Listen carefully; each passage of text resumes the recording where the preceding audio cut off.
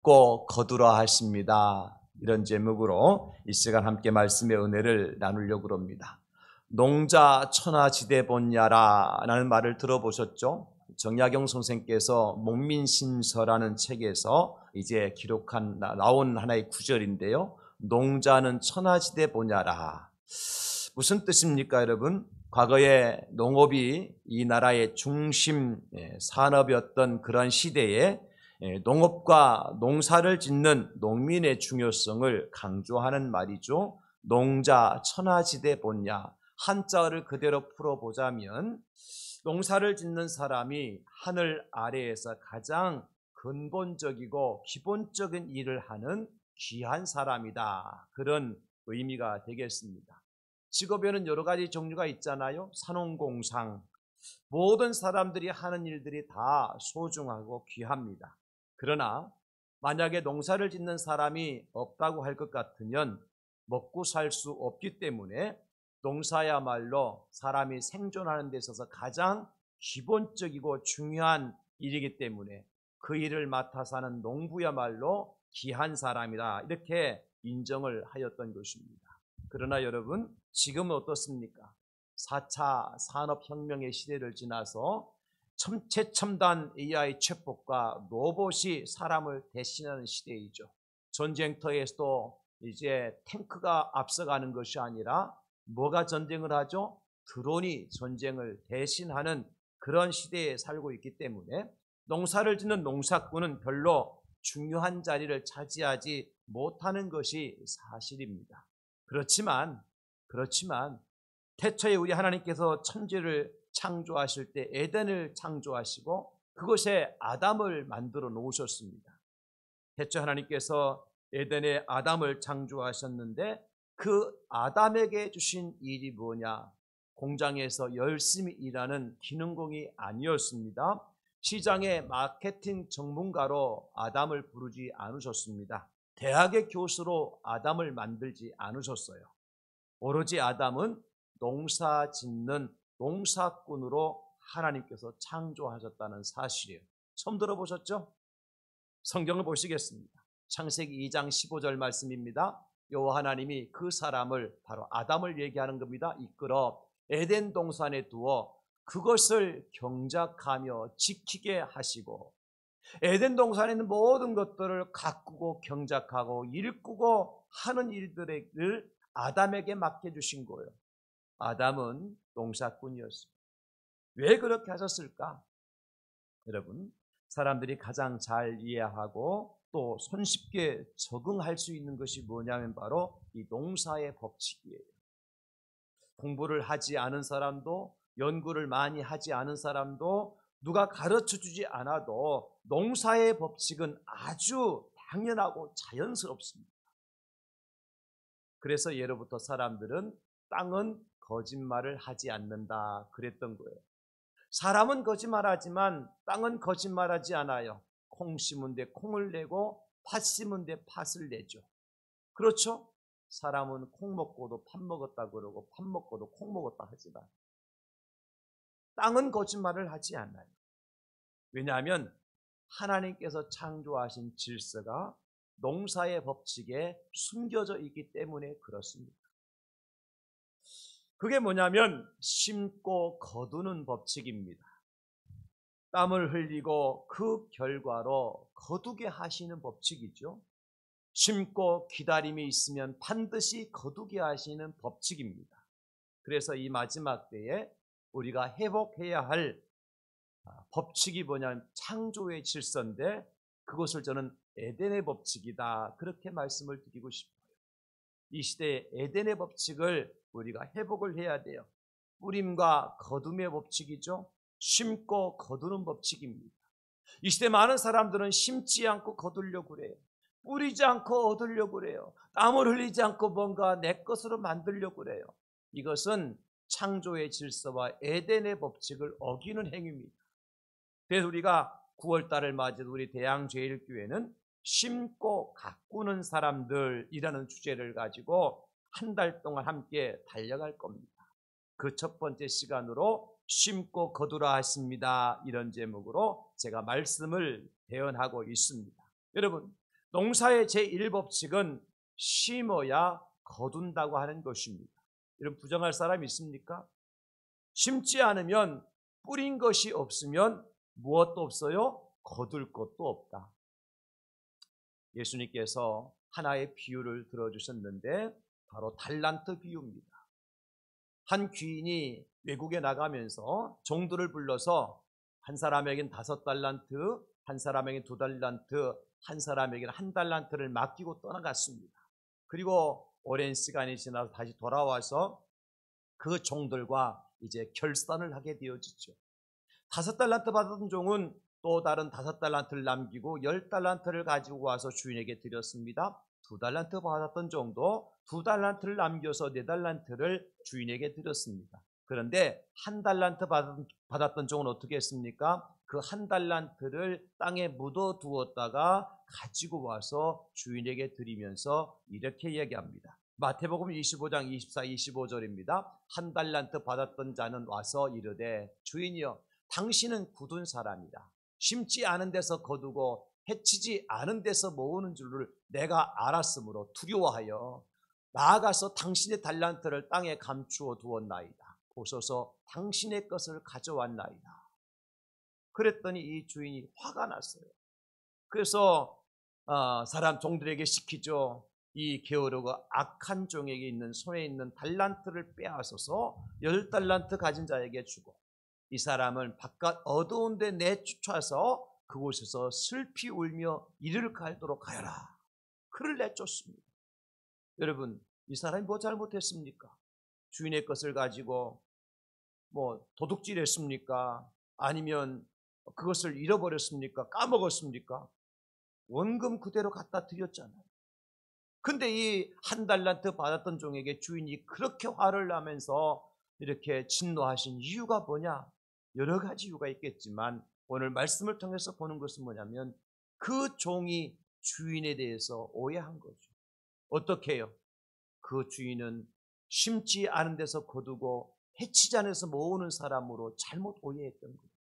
그러니까 이 주인은 종에게 뭘 말하고 싶었던 거예요? 야, 내가 심지 않은 데서 거두는 사람인 줄 아느냐? 심는 곳에서 거두는 법칙을 내가 너무 잘 알고 있는데 해치지 않은 곳에 내가 모을 수 있다고 생각하는 사람인 줄 아느냐? 그렇지 않다는 겁니다.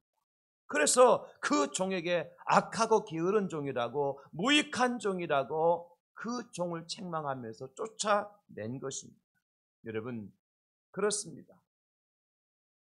여기에서 우리는 에덴의 법칙을 발견하게 되는 거죠. 하나님 나라의 질서를 발견하는 것입니다. 하나님 나라는 반드시 심은 데서 거두게 하신다는 거예요. 우리 하나님도 마찬가지예요. 심은 자에게 거두게 하시는 복을 주시겠다는 겁니다. 그래서 우리는 거두기를 원하는 사람은 어떻게 해야 될까요, 여러분? 먼저 심어야죠. 먼저 씨앗을 뿌리는 수고와 희생과 헌신이 있을 때에 거두게 하시는 하나님의 복도 누릴 수가 있다는 것입니다. 그런데 여러분, 오늘 본문에 보니까 전도자는 우리에게 더욱더 적극적으로 말씀하고 계세요. 그게 뭐냐면 1절에 보니까 내 떡을 물 위에 던져라, 그렇게 말씀하세요. 여러분, 물 위에 던져야 될 떡은 주인이 준 것입니까? 내 겁니까? 내 떡이라 그래요. 자기의 떡이잖아요. 그리고 그것을 어디에 던지라 그랬어요? 물 위에 던지래요. 투자의 가치가 없는 곳에 던지라는 거예요. 생각해 보십시오. 흘러가는 물에 떡을 던져버리면 어떻게 될까요? 그 떡이 물속에서 사라질 것입니다. 물에 떠내려가든지 아니면 풀어서 없어지고 말 것입니다. 흔적도 사라질 거예요. 그런데 내 떡을 물 위에 던져라고 말씀하시죠. 그 다음에 어떤 말씀이 나옵니까? 여러 날 후에 도로 찾으리라. 이게 기적이죠. 이게 은혜죠. 여기에 비밀이 담겨져 있는 거예요. 그래서 제가 사실은 오늘 본문 가지고 말씀을 준비하면 처음에 설교의 제목을 심고 거두는 비밀 이렇게 했다가 조금 더 이해하기 쉽도록 여러분 메시지 전달하기 위해서 심고 거두라 하십니다, 이렇게 바꾼 것입니다. 그렇다면 여러분, 오늘 본문을 통해서 전도자들에게 깨닫게 하시는 우리 하나님의 교훈이 무엇입니까? 우리가 다 영적인 농사꾼이나 다름없는데 영적 농사꾼인 저와 여러분들에게 깨닫도록 하시기 위한 하나님의 교훈의 메시지는 뭐냐? 첫째는 따지지 말고 심으라 하시는 겁니다. 따지지 말고 심으라. 오늘 4절과 5절에 보면 풍새를 살펴보는 자는 파종하지 못할 것이요 구름만 바라보는 자는 거두지 못하리라. 바람의 길이 어떠함과 아이벤자의 태에서 뼈가 어떻게 자라는지를 네가 알지 못함 같이 만사를 성취하시는 하나님의 일을 네가 알지 못하느니라. 하나님께서 왜 나에게 내 떡을 물 위에 던지라 하시는지 그 뜻을 내가 알지 못한단 말이에요. 그래 농사 짓는 사람들이 맨날 하늘만 쳐다보고 바람만 바라보고 있으면 농사를 지을 수 있겠습니까? 여러분, 뜨거운 태양이 내려지는 날이 할지라도 씨앗을 뿌릴 계절이 되면 씨앗을 뿌리는 것입니다. 그리고 난 다음에 하늘에서 비가 오지 않으면 물 갖다 주면 되는 것 아닙니까? 그러니까 오늘 4절 말씀처럼 풍새를 살펴보는 자는 파종하지 못할 것이고 구름만 바라보는 자는 거두지 못한다. 거둘 때가 되면 비가 와도 들에 나가서 거둬들여야 내 것이 되는 것이지 비 그치면 내가 거둬야 되지 그때는 이미 늦을 수 있다는 거예요. 그러니까 뭐 하지 말라는 거예요? 따지지 말라는 거예요. 이사야 선자는 이사야 55장 9절에 이렇게 말씀하시더라고요. 하늘이 땅보다 높음 같이 내 길은 너의 길보다 높으며 내 생각은 너의 생각보다 높음이니라. 우리가 어떻게 피조물인 우리가 어떻게 천지를 창조하신 하나님의 마음을 다 알 수가 있겠습니까? 그러나 우리 가운데 누구든지 물 위에 떡을 던지라는 명령을 받고 따져보지 않을 사람은 없을 겁니다. 왜 던지라 하시는지. 그것도 내 떡인데 어디서 주워온 것도 아니고 남에게 얻은 것도 아닌데 내가 힘들게 벌어서 노력해서 쓰고 얻은 돈인데 그것까지 만든 떡인데 그걸 오늘 보면 2절에 보니까 뭐라고 말씀 7배나 8에게 나눠주라는 거예요. 왜 그렇게 하십니까? 라고 물을 수 있잖아요. 그리고 내가 조금이라도 이것을 아끼면 얼마나 귀한 곳에 쓸 수가 있는데 내 입에 들어가면 내 배가 부르고 다른 사람에게 나눠주면 고맙다라는 말이라도 들을 수 있는데 그냥 물 위에 던지라는 겁니다. 이해가 가져요? 안 되잖아요. 그런데 성경은 뭐라고요? 그럴 때 우리가 선택할 수 있는 것은 무엇이라고요? 던지는 겁니다. 뿌리는 겁니다. 파종하는 것입니다. 그러면 어떤 결과를 가져온다고 말씀하고 있습니까? 여러 날 후에 도로 찾으리라. 아브라함이 지나가는 나그네에게 풍성한 대접을 해주었어요. 뭔가 계산하고 따지고 그 대접을 해주었습니까? 나그네들이 오히려 사양할 정도로 말이죠. 그냥 강권적으로 데려다가 대접해드리잖아요. 100세가 되어서 낳은 아들 독자 이삭을 하나님께서 아브라함에게 제 번제로 드리라 그러셨어요. 아브라함이 따졌습니까? 계산했나요? 하나님 왜 100살 돼서 난 아들을 바치라고 그러십니까? 줄 것 같으면 데려갈 것 같으면 뭐라고 주셨습니까? 라고 아브라함이 따진 적이 있나요? 그렇지 않았다는 것. 그냥 풍성하게 대접을 했고 그냥 하나님께 번제로 드린 것입니다. 그랬을 때 하나님은 그 아브라함에게 아들을 주셨고 하나님은 그 아브라함을 통해서 믿음의 조상이 되도록 해주신 것입니다. 복음서에 나오는 선한 사마리아인의 비유도 마찬가지죠. 여리고로 내려가다가 강도 만난 사람이 있었는데 겁안 죽어가고 있어 피를 흘리며 죽어가고 있었어요. 그런데 사마리아 사람이 지나가다 어떻게 해요? 그에게 다가가서 그 상처를 싸매어주고 피를 닦아주고 자기 옷을 찢어서 그 상처난 부분을 동염해주고 자기 짐승에 태워서 주막까지 데리고 가잖아요. 따졌습니까? 따져봤나요?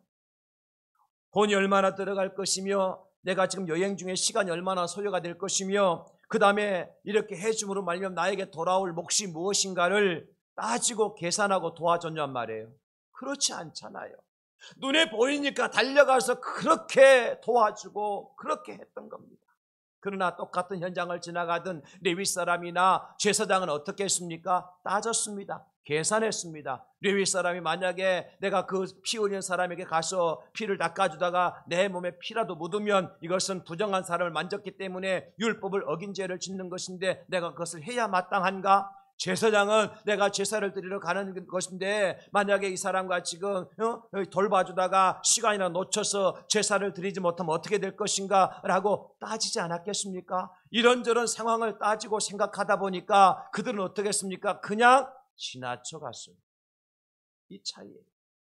사랑하는 성도 여러분, 여러분은 혹시 이런 저런 것을 따지다가 기회를 놓쳐본 경험은 없으십니까? 할까 말까 망설이다가 기차가 지나간 다음에 버스가 지나간 다음에 손들어 본 적은 없으십니까? 따지지 말라는 거예요. 사도 바울이 예루살렘에 들어가서 로마로 가기 위해서 예루살렘에 들어가는데 제자들이 뜯어 말렸어요. 사도요, 지금 예루살렘 들어가면 안 됩니다. 그 이유가 있어요. 예루살렘에는 지금 바울 사도를 죽이기 전에는 먹지도 아니고 마시지도 아니하기로 결단한 40명의 결사대들이 숨어 기다리고 있었습니다. 그러나 바울 사도는 어떡합니까? 예루살렘으로 들어가잖아요. 로마로 갈 때도 마찬가지에 여러 가지 장애물들이 있었지만 바울 사도는 로마로 가는 일을 중단하지 않았어요. 만약에 따졌더라면, 만약에 계산해 보았더라면 바울이 예루살렘으로 들어가지 못했을 것이고 로마로 갈 수 없었을 것입니다. 우리 예수님 어떠셨습니까? 안식일에 죄인들의 집에 당시 종교적 권세자들 앞에서 행하실 때마다 예수님께 행하신 일을 보십시오. 율법 따지셨습니까?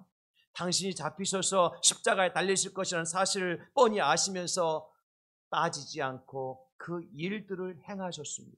다만 한 영혼이라도 살리는 일이라면, 구원하는 일이라면 거침없이 행하신 분이 바로 우리 예수님이십니다, 여러분. 그럼 우리는 어떻게 해야 될까요? 한 영혼을 구원하는 일이라면 돈이든 시간이든 다른 사람의 시선이든 따지지 말고 투자하는 자가 복된 사람이라는 거예요. 네가 거저 받았으니 거저 주라고 말씀하셨는데 뭘 계산할겠습니까? 나에게 남은 것이 얼마나 될까? 나에게 얼마나 돌아올까? 나에게 돌아올 상은 무엇일까? 이것저것 따지다 보면 이미 버스는 지나가고 내가 곡식을 심어야 될 시절도 지나가고 마는 겁니다. 그러면 뭐가 없어요? 거둬들일 열매도 없는 겁니다. 내 떡을 물 위에 던져라 했을 때에 따지지 않고 왜 하필은 우리입니까? 왜 하필은 내 떡입니까? 라고 따지지 않고 던지는 자가 여러 날 후에 도로 찾게 되어주시는 하나님의 기적을 체험할 줄 믿으시기를 예수님의 이름으로 축원합니다. 두 번째는 꾸준히 심으라고 하십니다. 끊임없이 심으라는 거예요. 6절 말씀 보시기 바랍니다. 여러분, 너는 아침에 씨를 뿌리고 저녁에도 손을 놓지 말라. 이것이 잘 될는지 저것이 잘 될는지 혹 둘이 다 잘 될는지 알지 못함이니라. 기도도 우리가 쉬지 않고 기도를 해야 되지만 선한 일도 쉬지 않고 해야 되는 거고 전도도 쉬지 않고 해야 되는 것입니다. 어떻게 해요? 때를 얻든지 못 얻든지 듣든지 아니 듣든지 열매가 있든지 없든지 우리는 끊임없이 꾸준히 심는 일을 해야 돼요. 농부가 만약에 올해 씨앗을 뿌렸는데 열매를 거두지 못했다고 내년에는 작년에도 못 거뒀는데 뭐 하려고 씨앗을 뿌려 뒷짐지고 씨앗을 뿌리지 않으면 그러면 그 해는 열매를 거둘 수 있을까요? 그렇지 못하잖아요. 디모데후서 4장 2절을 말씀해 보시기 바랍니다. 너는 말씀을 전파하라. 때를 얻든지 못 얻든지 항상 힘쓰라. 범사의 오래 참음과 가르침으로 경책하며 경계하며 권하라. 그렇게 말씀하셨습니다. 여러분, 농사의 법칙 중에 하나가 뭐냐면 많이 뿌린 자가 많이 거둔다는 거예요. 고린도후서 9장 6절 우리 같이 읽겠습니다. 시작.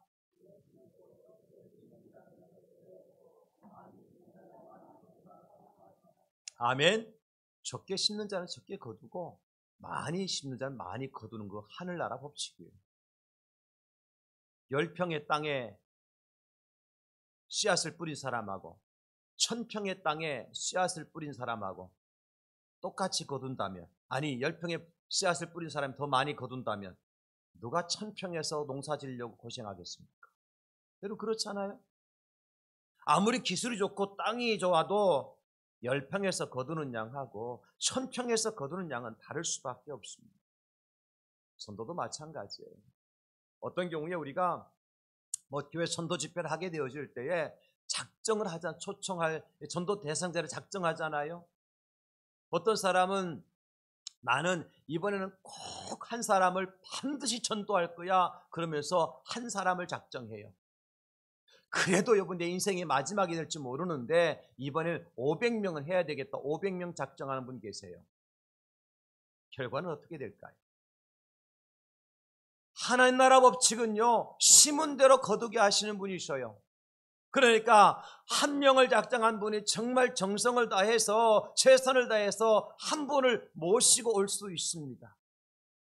그런데 대개는 한 명을 작정하신 분은 30일 동안 내가 기도하고 준비해서 마지막 날 이 한 사람쯤이야 못 모시고 오겠나 싶어가지고 마지막 날 전화했더니 그날 일이 있다고 못 오는 케이스가 많습니다. 빵명 데려오시는 거예요. 그러나 500명을 작정한 분은 어떻게 할까요? 내가 500명이니까 30일 동안 하루에 적어도 몇 명씩은 해야 되겠습니까, 여러분? 적어도 20명씩은 해야 안 되겠나 싶어가지고 매일같이 20명을 찾아가고 20명을 만나고 20명의 복음을 전하고 하다 보면 500명 다 오지 못하더라도 1명 이상은 온다는 거요. 여러분 그렇지 않습니까? 이게 농부의 법칙이라는 거예요. 그래서 우리는 끊임없이 심고 뿌리는 작업을 해요.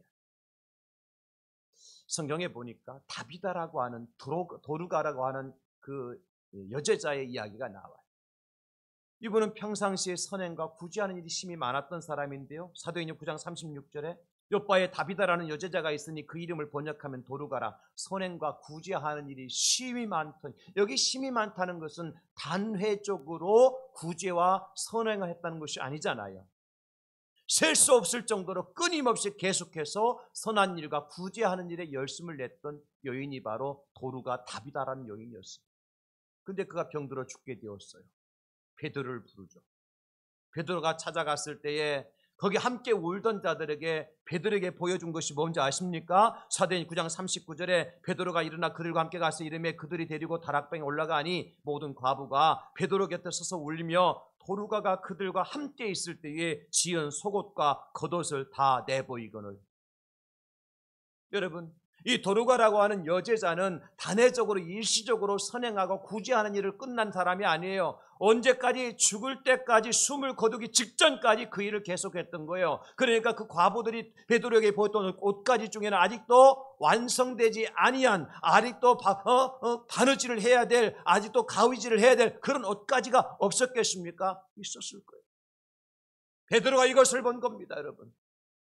끝까지 끊임없이 포기하지 않고 선행과 구제하는 일을 하던 그 도루가가 죽었어요. 그러니까 베드로가 잘 죽었다고 박수치고 돌아갑니까? 아니잖아요. 어떻게 합니까?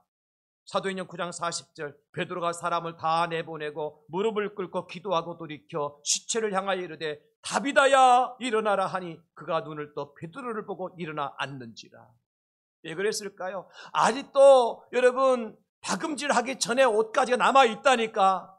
누가 해야 돼요? 도루가가 살아나서 해야 돼요. 다비다가 해서 그것을 다시 또 많은 사람들이 구제를 해야 돼요. 해야 될 일이 남아있는 거요. 그러니까 죽으면 안 되는 겁니다. 살려야 되는 겁니다. 누가 하셨어요? 하나님이 하셨어요. 끊임없이 포기하지 않고 선행과 구제의 일을 감당했던 도루가 죽었지만 다시 살리시는 일을 하신 거예요. 그렇다면 여러분, 우리가 이웃을 위해서, 복음을 위해서 심는 일을 언제까지 해야 될까요? 죽을 때까지입니다. 어쩜 여러분 전도 한 사람도 못하면 하나님 안 데려가실 수 있어요. 그럼 이 땅에서 오래오래 살고 좋겠네요? 살아보세요. 그때는 핵전쟁이 일어나서 천국 간 사람보다 훨씬 못 살 걸요, 이 땅에서. 그러니까 천국 가고 싶은 분들은 어떻게 해야 돼요? 선행과 구제를 끊임없이 하고 전도하는 일을 멈추지 않아야 돼요. 농사를 짓는 사람이 봄에 씨앗만 뿌려놓고, 야, 씨앗 뿌렸으니까 이제 해외여행이나 가자. 그리고 비행기 타고 기차 타고 해외여행이나 돌아간다 오면은 그 씨앗에 따라서 열매가 맺나요? 천만의 만만의 말씀이에요.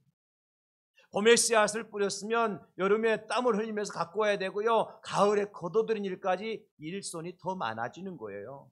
농사를 지어본 사람 알아요. 씨앗을 뿌릴 때보다도 뿌리고 난 다음에 일이 더 많습니다, 여러분.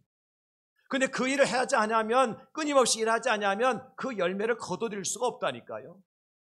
영적인 농사꾼이 우리도 마찬가지예요. 내가 한번 선행을 했으니까, 내가 좋은 일을 한번 했으니까, 내가 전도 한번 했으니까 이제는 끝이다. 여러분, 그것은 그것으로 마무리되는 거예요.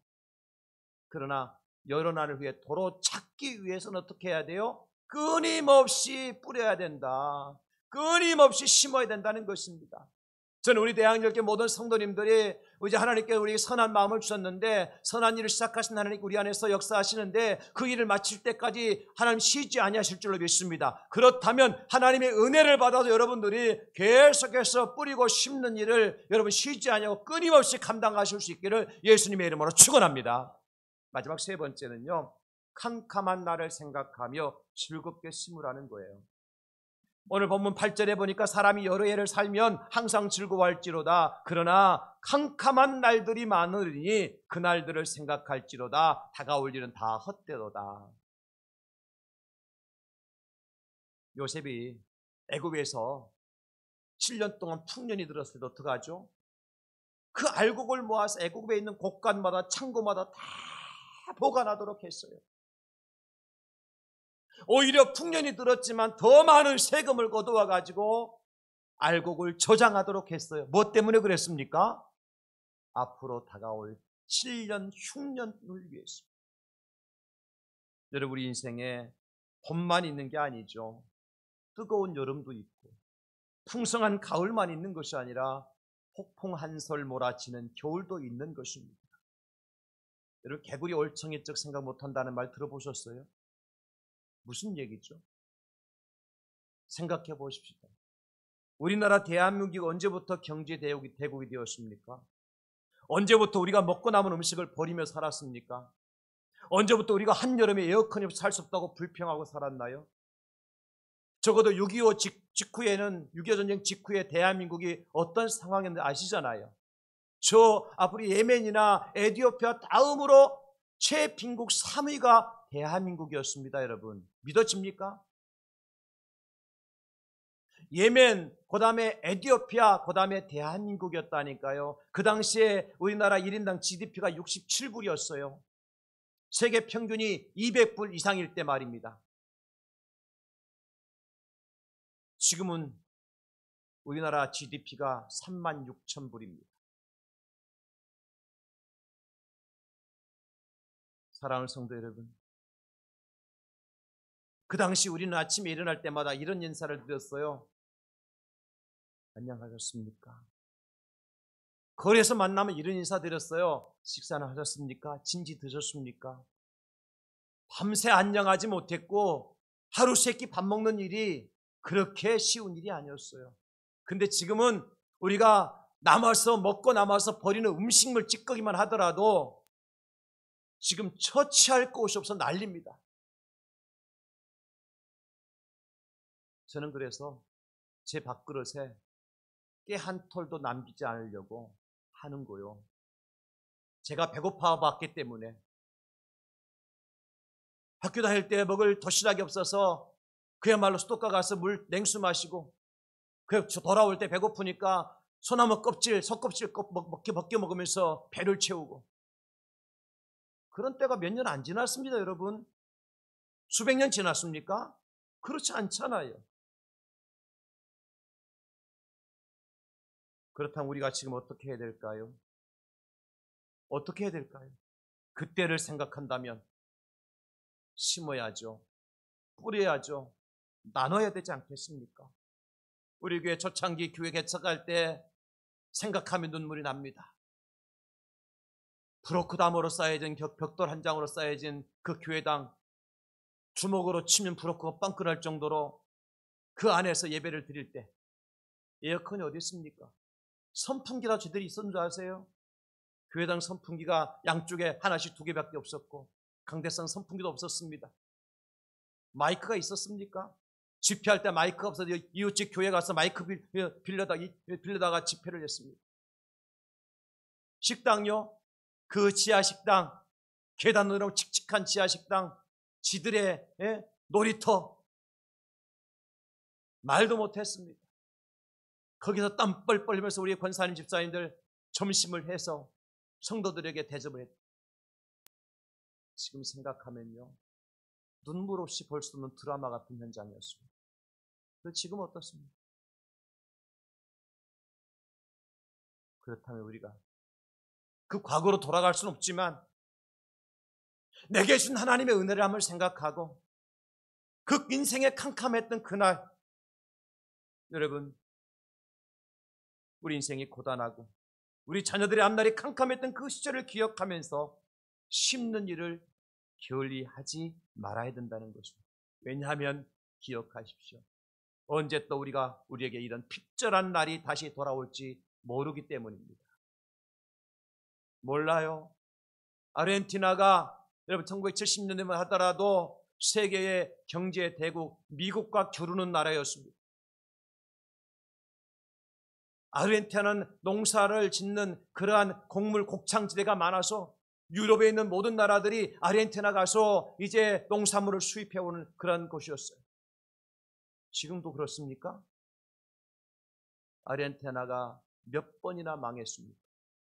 지금은 국민의 70%, 80%가 최빈국 상태에서 이제 구걸하고 살아가고 있는 나라가 아르헨티나입니다. 역사적인 현실입니다. 대한민국 지금 경제 10대 대국에 있다고 큰소리 치지만 여러분 알 수 없습니다. 그러므로 우리가 뭐라고요? 있을 때 잘해. 그렇잖아요. 사르밧의 과부가 엘리야 선자에게 자기의 먹을 것을 만들어서 떡을 만들어 드렸어요. 만약에 그 아들이 알았더라면 엄마를 얼마나 원망했을까요? 만약에 이웃 사람들이 그 사실을 알았다면 이 여인을 얼마나 비웃었을까요? 과부 주제에, 저들도 먹을 것도 없는 주제에 뭐 하나님의 사람이라고 빵 만들어 주어. 그러나 그 결과는 어떻게 됐죠? 열왕기상 17장 16절 우리 한번 같이 읽겠습니다. 시작. 여호와께서 엘리야를 통하여 하신 말씀같이 통의 가루가 떨어지지 아니하고 병의 기름이 없어지지 아니하니라. 아멘. 이게 하나님의 하신 길. 내 떡을 물 위에 던져라. 그리하면 여러 날 후에 도로 찾으리라. 여러분, 씨를 뿌리게 하신 분은 하나님이지만 내가 씨를 뿌리는 희생과 헌신이 있을 때에 그것을 거두게 하시는 분은 우리 하나님이신 줄 믿으시기 바랍니다. 우리 하나님 기적의 하나님이시잖아요. 역전의 하나님 아니십니까, 여러분? 내가 가지고 있는 것 가지고만 하려고, 내가 그 남는 것만 가지고 하려고 하니까 안 되고 계산하고 따지다 보니까 시절과 시기를 놓쳐버릴 때가 많습니다. 우리는 이웃을 위해 사랑을 심고 사람을 구원하기 위해 복음을 뿌리는 일 결단코 중단할 수 없습니다. 왜냐하면 여러 날 후에 도로 거두게 하신다는 하나님의 약속이 있기 때문에 그렇습니다. 사랑하는 성도 여러분, 9월달 심고 가꾸는 사람들, 저는 우리 대양역의 모든 성도님 한 분 한 분을 생각하면서 이것을 주제로 삼았습니다. 심는 자가, 가꾸는 자가 거두게 하시는 하나님의 은혜를 보게 될 줄로 믿습니다. 여러분, 따지지 말고 끊임없이, 그리고 환난의 때를, 캄캄한 인생의 날을 기억하시면서 즐겁게 뿌려봅시다. 반드시 거두게 하시는 하나님의 은혜를 체험하시는 우리 성도들도 다 될 수 있기를 예수님의 이름으로 축원합니다. 축복합니다. 주님 감사합니다.